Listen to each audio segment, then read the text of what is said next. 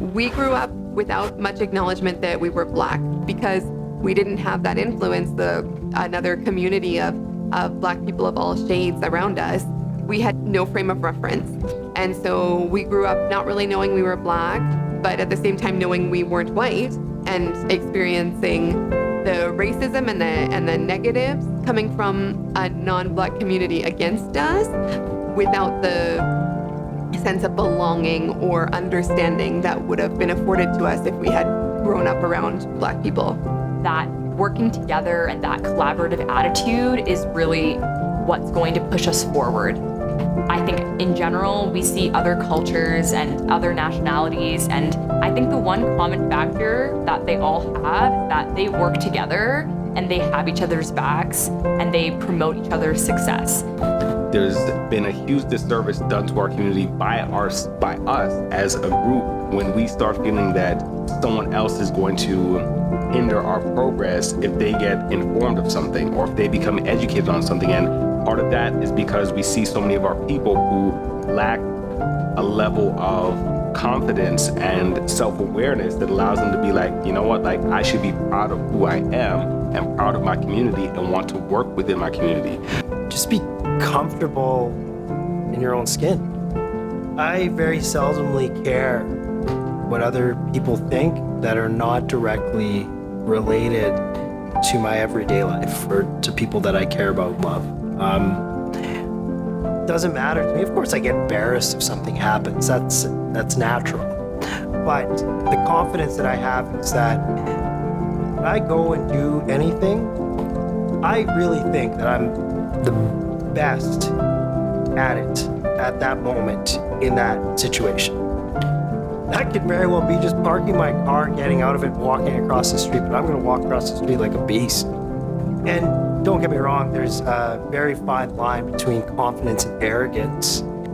And that's something that, you know, growing up in a small town is taught me when it comes to being compassionate for others. But my confidence is definitely just be comfortable in your skin. University is a big place.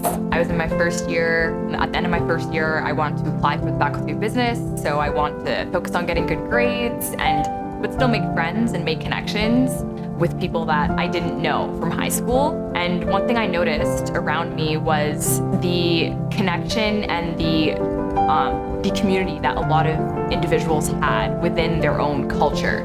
There's so many student groups at the U of A, like more than 450. And one thing that I was looking for was a student group that brought all Black students together across campus, regardless of whether they identified as African, Caribbean, African American. I thought it was important to have a student group that, you know, represented all these people. There was no one, even in my moments of doubt or my moments where I would come home having experienced racism, there was no one to lift up that Black side. There was no one to lift up that identity, that part of me that I didn't really understand or I hadn't been able to embrace. And so that was a huge challenge. I see opportunities for us to create something unique, do something that's never been done before. When I look at institutions or organizations that have been around for a number of years, whether it be Carowitz, whether it be Heritage Days, or JANA, or AfroQuiz, or the multiple things, the way that we as a community have embraced a lot of the technology and I think there lies an opportunity for us to take what the leadership and the foundation has laid down and find ways to elevate that to create new opportunities. So overall, I would say representation and connection between Black youth and Black individuals and people that can mentor you, like those professionals, is so important. The internship I'm in right now, the career I'm hoping to pursue, I wouldn't be there if it weren't for the amazing advice I have gotten. I do think it's important to see like Black women and stuff in like those like areas of work. If I didn't see them, then I probably wouldn't have like chosen that. Like I would have chosen something that I see like Black people doing. And since I do see Black doctors and Black surgeons and Black lawyers, it kind of like influences me that that's like something I could succeed in and choose. I like learning about the brain and stuff and just like the body in general. And it's really cool how like there's a whole nervous system and how one singular organ can literally control everything that you do in your body. Youth culture is always changing. And every day that you're on this planet, you're getting older. So while you might think you're the young, hip guy at one point in time, eventually there becomes a disconnect. Well, I want to be a chef when I grow up, and I love just making food. So sometimes I make breakfast for my parents. Sometimes my mom goes to Superstore, and I get to take care of my little brother, and we like to have fun. We like to watch TV. We like to play games. Sometimes we even play with his dinosaurs. And I love playing with my sister with my dinosaurs. And I love Bumblebee. And I love dinosaurs. And I like playing with them.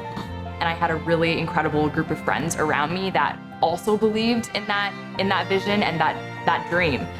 So we essentially got to working. We looked around campus. We saw that there were student groups for, people who identified as African and people who identified with specific countries within Africa. We thought it was important to create that Black Students Union, that Black Students Association that could bring together all the incredible people already working on these groups and even increase and make that community stronger. So that's how we started the Black Student Association. It was founded in the fall of 2018, spring of 2018. So that was its inauguration.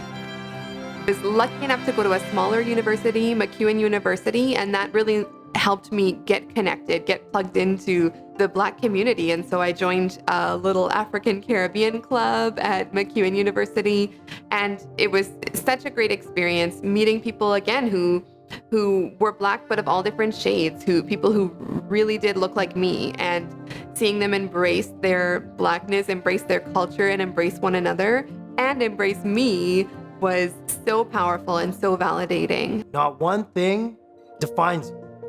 And no one is going to take away my dirt biking, my Harley, my car, my Volvo, my jean jacket, or the way I want to do my hair because they feel as though I have to be in a category or what, sport I can play.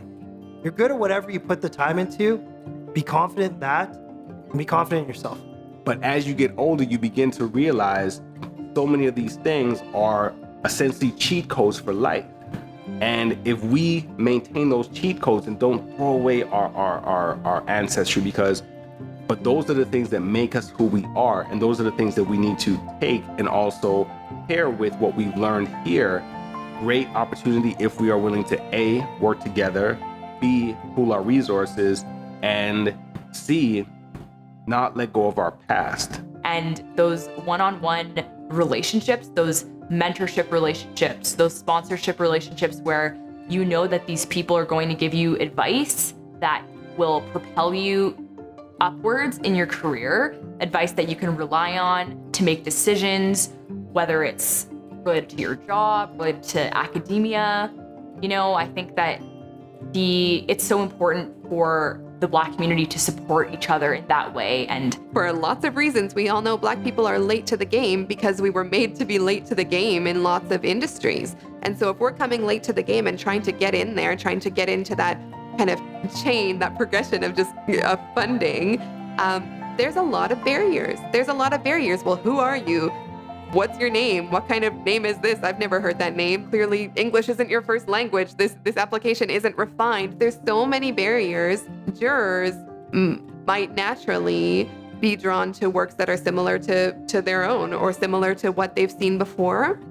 Funding that has some sort of cultural understanding geared towards the Black community is necessary because we need to be seen and we need to be heard. Let me explain to you why it's critical that we stop that lack of representation.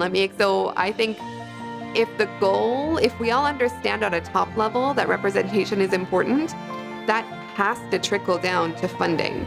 a great example of this is the Edmonton Community Fund for Black people and for Black individuals. This fund, is a great example of a way that we can give people in Edmonton an avenue to start their own initiatives, to start their own businesses, to pursue higher education if they're not financially able to do so.